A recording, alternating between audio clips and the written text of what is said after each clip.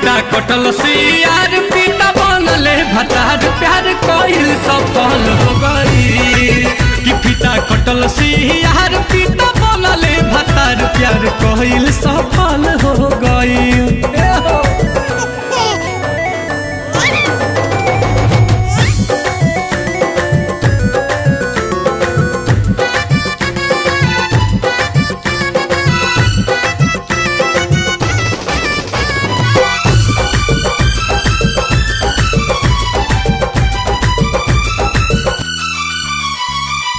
बाजारा बोला के कहल जान राख दूरी हो पियावा खटाई दिन रात एक सूरी हो चूल्हा चौकी संगे ले लगायान कटनी पीटनी के उखियो हरियो में घुमल बा जरूरी हो।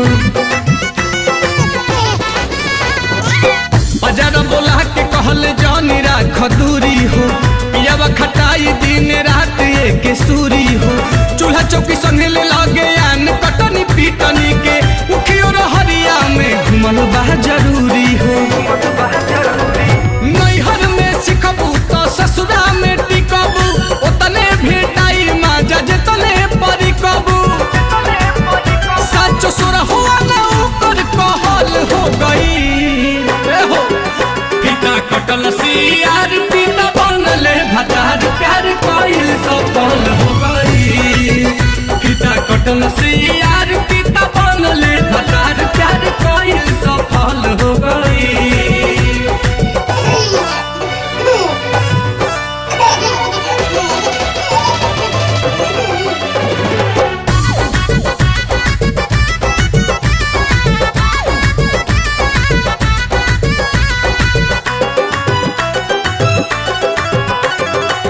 कई के भरोसा कोई बतिया पयामल हो उनके हदेन बानी ससुरा में जमल हो एक एक चीज सुगायस उ सिखवल कई के ट्रेंड हमके भेजले नील कमल हो। कई के भरोसा कोई बतिया पयामल हो उनके हदेन बानी ससुरा में जमल हो एक एक चीज सुगायस उ सिखवल कई के ट्रेंड हमके भेजले नील कमल हो।